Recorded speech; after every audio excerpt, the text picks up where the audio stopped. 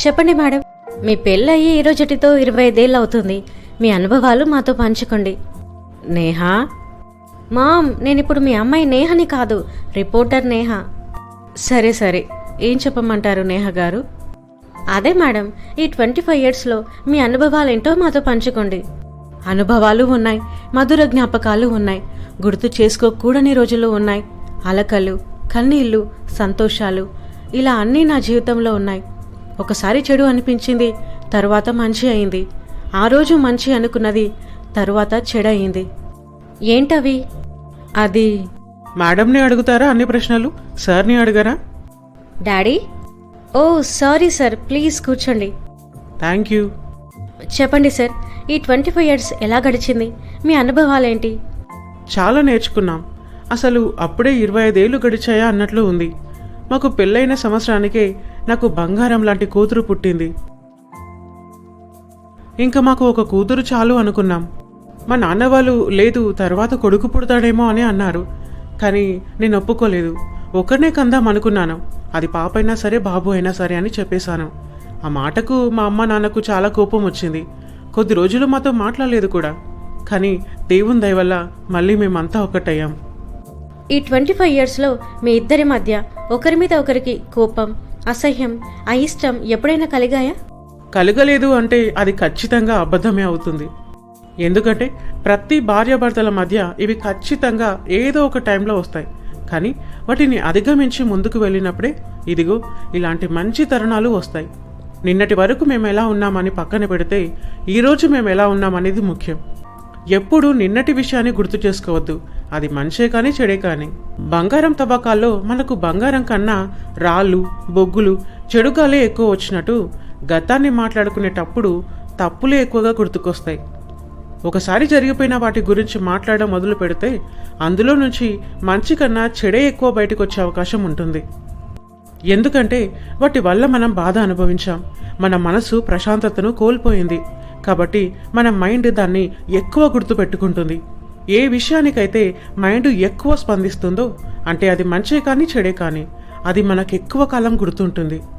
నా అనుభవంలో నేను నేర్చుకున్న ఒక్క విషయం ఏంటంటే నిన్నటి గురించి ఆలోచించకు, రేపటి గురించి బాధపడకు, నిజాయితీగా కష్టపడు, దేవుని మీద భారం వేయి, అన్నీ ఆయనే చూసుకుంటాడు. పావు డాడీ, సూపర్ అసలు. మీ ఇంటర్వ్యూ అయిపోతే వెళ్ళి భోంచేద్దాం, ఆకలేస్తుంది. అయిపోయింది డాడీ, పదండి వెళ్దాం. సత్య, నువ్వు వెళ్ళి భోజనానికి రెడీ చేయి. సరేనండి. నేహ, మమ్మీకి హెల్ప్ చేయి, వెళ్ళు. సరే డాడీ. దేవా, నా జీవితంలో ఎన్నో కష్టాలు, నష్టాలు, మోసాలు ఉన్నాయి. వాటన్నిటిలో నుంచి నన్ను బయటకు తీసుకొచ్చి ఎన్ని సంవత్సరాలు నీ కృపలో నన్ను నడిపించినందులకే నీకు వందనాలు తండ్రి. హలో, ఏంటి? నిజంగానా? తప్పకుండా వస్తాను. Thank you so much. ఏంటమ్మా, ఎవరు ఫోన్లో అంత సంతోషంగా కనిపిస్తున్నా? అమ్మా, నేను న్యూస్ రిపోర్టర్ కోసం ఇంటర్వ్యూకి వెళ్ళాను కదా, వాళ్ళు నన్ను సెలెక్ట్ చేశారంట. రేపటి నుంచే రమ్మన్నారు. ఓ అవునా, మంచి విషయం చెప్పావమ్మా. ఆగు, స్వీట్ తీసుకొస్తాను. థ్యాంక్ యూ ఎస్ఐయ్య. ఏమండి, అమ్మాయి న్యూస్ రిపోర్టర్గా ఇంటర్వ్యూకి వెళ్ళింది కదా, తను సెలెక్ట్ అయిందంట. రేపటి నుంచే రమ్మన్నారంట. అవునా? ఏం అక్కర్లేదని చెప్పు. అదేంటి? ఒక బిజినెస్ మ్యాన్ కూతురు ఇలా న్యూస్ అని రోడ్లు పట్టుకొని తిరిగితే ఎలా ఉంటుంది? తను ఇంటర్వ్యూకి వెళ్తున్నప్పుడు మీకు చెప్పే వెళ్ళింది కదా, అలాంటప్పుడు అప్పుడే ఆపి ఉండాల్సింది. ఎందుకు వెళ్ళమన్నారు?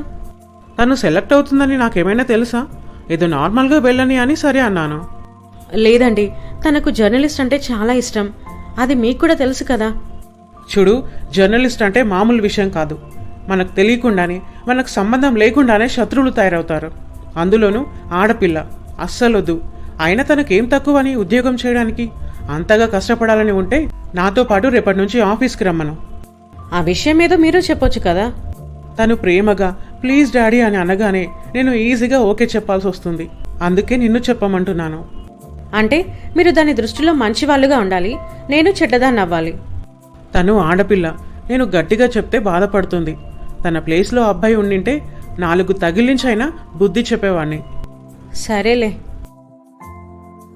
నేహా, ఇంకా పడుకోలేదా? లేదమ్మా, రేపటి గురించి ఆలోచిస్తున్నాను.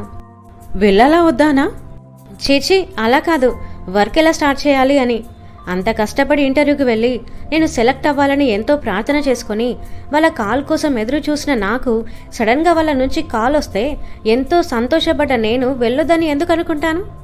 అవునా నేహ, నీతో కొంచెం మాట్లాడాలి. చెప్పమ్మా, నాకు నిద్ర కూడా పట్టట్లేదులే, చెప్పు. మాకంటూ ఉంది నువ్వు ఒక్కదానివే, అంటే మా వారసురాలువైనా నువ్వే, వారసుడివైనా నువ్వే. అయితే డాడీ తరువాత ఆ బిజినెస్ అంతా చూసుకోవాల్సింది నువ్వే కదా. జీవితాంతం ఇలా రిపోర్టర్గా, జర్నలిస్టుగా ఉండలేవు కదా. ఎప్పటికైనా మీ నాన్న బిజినెస్ని నువ్వే చూసుకోవాలి. అందుకని రేపటి నుంచే నువ్వు మీ నాన్న ఆఫీస్కి ఎందుకు వెళ్ళకూడదు? నాకు తెలుసమ్మా, డాడీ తర్వాత నేనే అదంతా చూసుకోవాలి అని. కానీ నాకు జర్నలిజం అంటే చాలా ఇష్టం. నిజాన్ని నిర్భయంగా చెప్పడం అంటే ఇష్టం. మారుమూలలో దాగిన నిజాలనే కానీ, మనుషుల్నే కానీ ప్రపంచానికి చూపించడం అంటే ఇష్టం. కనీసం కొన్నాళ్ళైనా నాకిష్టమైన పని చేయనియండమ్మా, ప్లీజ్. సరే, నీ ఇష్టం. Thank you mummy. Miss Neha? Yes ma'am. తను mister Revanth. Hi. Hello. Revanth నీకు గైడ్ చేస్తాడు. తనతో పాటు న్యూస్ కలెక్షన్కి వెళ్ళు, ఓకేనా? You may go now. Okay ma'am, thank you. Hi miss. Hello sir, this is Neha. హా Neha, you can call me Revanth. Okay. ఎలా గడిచింది ఈరోజు? ఆఫీస్ ఎలా ఉంది? స్టాఫ్ అందరూ నీతో బాగానే మాట్లాడారా? ఎవరైనా ఏడిపించారా? అమ్మా, నాకు టైర్డ్గా ఉంది, ఆకలిగా ఉంది. ఫస్ట్ అన్నం పెట్టు. సరే సరే, పద. ఇప్పుడు చెప్పు. ఆఫీస్ అయితే చాలా బాగుంది. రెవల్యూషన్ న్యూస్ ఛానల్ అంటే పెద్ద ఛానల్ కదా. ఇంకా స్టాఫ్ విషయానికి వస్తే ఫస్ట్ డేనే కదా, అప్పుడే ఎవరు మంచివారు ఎవరు చెడ్డవాళ్ళు అని ఎలా అనుకుంటాం? ఈరోజు నాతో బాగున్న వాళ్ళు రేపు నన్ను చూసి జెలస్ ఫీల్ అయ్యి కోపాన్ని పెంచుకోవచ్చు. ఈరోజు నాతో కఠినంగా ఉన్నవాళ్ళు రేపు నా వర్క్ చూసి నన్ను ఇష్టపడవచ్చు. సో ఎవరి గురించి ఏం చెప్పలేం, అందరూ బాగానే ఉన్నారు. నీకు నచ్చకపోతే రేపటి నుంచి... మమ్మీ, నేను నీకు ఇంతకు ముందే చెప్పాను, నేను ఇష్టంతో జాయిన్ అయ్యాను అని. అది కూడా కొన్నాళ్ళ వరకే కదా. సరే సరే, నాకు అర్థమైంది. కాకపోతే నీకు ఇబ్బంది అనిపిస్తే అని. డాడీ వచ్చాడా? ఇంకా రాలేదు.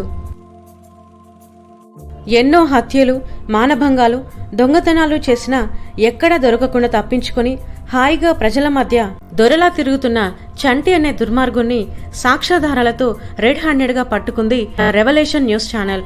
ప్రమాదమని తెలిసినా ప్రాణాలకు తెగించి నిజాన్ని మీ ముందుకు తీసుకురావడానికి రెవల్యూషన్ న్యూస్ ఎప్పుడూ ముందుంటుంది.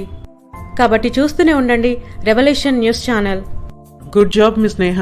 వచ్చిన కొద్ది రోజుల్లోనే ఆపరేషన్ చంటిని సక్సెస్ఫుల్గా ఫినిష్ చేశావు. Thank you sir. ఇందులో కేవలం నేను మాత్రమే లేను సార్, రేవంత్ కూడా కష్టపడ్డాడు. అవునవును. Congrats Revanth, good job. Thank you sir. Hey Neha, నిన్ను సార్ పిలుస్తున్నారు. వస్తున్నాను సార్. పిలిచారంట. నేహ, ఈరోజు ఒక పెద్ద బిజినెస్ మ్యాన్ని నువ్వు ఇంటర్వ్యూ చేయాలి. నేనా? అదేంటి సార్, సిరి ఉంది కదా, నేనెప్పుడు ఇంటర్వ్యూ చేయలేదు. సిరికి ఒంట్లో బాగాలేదని ఈరోజు రాలేదు. అలా అని ఇంటర్వ్యూ ఆపలేం కదా. ఇంటర్వ్యూ అంటే అంత పెద్ద విషయమేం కాదు. నువ్వు న్యూస్ కలెక్షన్కి వెళ్ళినప్పుడు వాళ్ళని ఎలా డౌట్స్ అడుగుతావో ఇక్కడ అలాగే అడగాలి. ఇంకా ఇక్కడే నీకు ఈజీ, ఎందుకంటే అడగాల్సిన క్వశ్చన్స్ కూడా మేమే రాసిస్తాం. సార్, నాకు భయంగా ఉంది. నేను నిన్ను గైడ్ చేస్తుంటాను, భయపడాల్సిందేం లేదు. చూడు నేహ, ఇలాంటి అవకాశం కోసం ఎంతో మంది ఎదురు చూస్తుంటారు. నీకొచ్చిన అవకాశాన్ని పోగొట్టుకోకు. సార్, రేవంత్ ఉన్నాడు కదా. నేను నీకు చెప్తున్నాను, నువ్వు రేవంత్ అంటున్నావేంటి? నా మాట అంటే రెస్పెక్ట్ లేదా? Sorry sir. Tell me one thing, interview చేస్తావా లేదా? చేస్తాను సార్. గుడ్. ఇంకో 1 అవర్లో స్టార్ట్ చేయాలి. ఇదిగో ఆ పేపర్స్ తీసుకొని ప్రిపేర్ అవ్వు. Okay sir. నమస్తే సార్. నమస్తే అమ్మా. సార్, మీ గురించి కొన్ని విషయాలు మాతో పంచుకోగలరా? తప్పకుండా. నా పేరు శ్రీధర్. నా భార్య, 2 పిల్లలు. పిల్లలు? ఒక బాబు, ఒక పాప. వాళ్ళేం చేస్తుంటారు? బాబు బిజినెస్ మేనేజ్మెంట్ చేస్తున్నాడు, అమ్మాయి MBBS చేస్తుంది. ఓ గ్రేట్ సార్. మరి మేడం? తను హౌస్ వైఫ్. అందరూ ఎవరి పనుల్లో వాళ్ళు బిజీగా ఉన్నప్పుడు ఎవరో ఒకరు అందరినీ చూసుకోవడానికి ఉండాలి కదా, లేకపోతే కుటుంబాలు విచ్ఛిన్నమవుతాయి. చాలా బాగా చెప్పారు సార్. సో మీ ప్రొఫెషనల్ విషయానికి వస్తే ఈ దేశంలోనే మీ కంపెనీ 5వ స్థానంలో ఉంది. ఒకప్పుడు నంబర్ 2గా ఉన్న మీ కంపెనీ ఇప్పుడు 5వ స్థానంలోకి వెళ్ళింది. కారణం? ఒక వ్యక్తిని నమ్మడం, అది తప్పని తెలుసుకునే లోపే అలా జరిగిపోయింది. ఓ, మరి మళ్ళీ మీ స్థానాన్ని మీరు భర్తీ చేయడానికి ప్రయత్నిస్తున్నారా? తప్పకుండా ప్రయత్నిస్తాను. దానికి తగ్గ థాట్స్ మా దగ్గరున్నాయి. వాటికంటే కూడా నా కొడుకు ఉన్నాడు. వాడు నా కంపెనీని నంబర్ 2గా కాదు, నంబర్ 1కి తీసుకొస్తాడనే నమ్మకం నాకుంది. Great sir. One last question. ఒకప్పుడు మీ కంపెనీ పార్ట్నర్షిప్లో ఉండేది, ఇప్పుడు మీరొక్కరే రన్ చేస్తున్నారు. ఎందుకు తెలుసుకోవచ్చా? ఎవరు ఎక్కువ కాలం ఎవరితో ఉండరు. ఎవరికి టైం వచ్చినప్పుడు వాళ్ళు వెళ్ళిపోతుంటారు. చివరి వరకు మనకు తోడుగా ఉండేది మనం మాత్రమే. కానీ మీ పార్ట్నర్ మీద మీరే లేనిపోని నిందలు వేసి, అవమానించి, నిందించి, మోసం చేసి కంపెనీలో నుంచి పంపించేశారని పుకార్లొచ్చాయి. అది నిజమేనా? నిజాన్ని కమ్మేయడానికి చెడు ఎప్పుడూ మేఘంలా కమ్ముకుంటుంది. కానీ ఏదో ఒకరోజు ఒక పెద్ద సుడిగాలి, వర్షం వచ్చి మేఘాలన్నీ ఎలా వచ్చాయో అలాగే పోయి స్వచ్ఛమైన ఆకాశం కనిపించినట్టుగా నిజం కూడా అంతే స్పష్టంగా కనిపిస్తుంది. సో మీరు ఆకాశం అంత స్వచ్ఛంగా ఉన్నారని అంటున్నారా? ధైర్యంగా, నిర్మోహమాటంగా చెప్పగలను. ఎస్. థ్యాంక్ యూ సార్, మీ అమూల్యమైన సమయాన్ని మాకు వెచ్చించినందుకు. Thank you. ఇదండి ఈరోజటి నిజం నిర్భయంగా కార్యక్రమంలో the great business man Sridhar గారితో ముఖాముఖి. మరిన్ని కొత్త విషయాలతో మీ ముందుంటుంది రెవల్యూషన్ న్యూస్ ఛానల్. చూస్తూనే ఉండండి రెవల్యూషన్ న్యూస్ ఛానల్. నమస్తే. ఆ అమ్మాయి దయాకర్ కూతురు కదా? అవును సార్, నేను అదే చెప్పాలని అనుకుంటున్నాను. ఏమ్మా, మీ నాన్నగారు బానే ఉన్నారా? బాగున్నారు సార్. మీకు మా డాడీ తెలుసా? మీ డాడీనే అడుగు, నా పేరు చెప్పి. ఓ, నన్ను నమ్మించి మోసం చేసిన ఆ పార్ట్నర్ ఎవరో కూడా చెప్తాడు. అవునా? హా, వెళ్ళి అడుగు. ఓకే.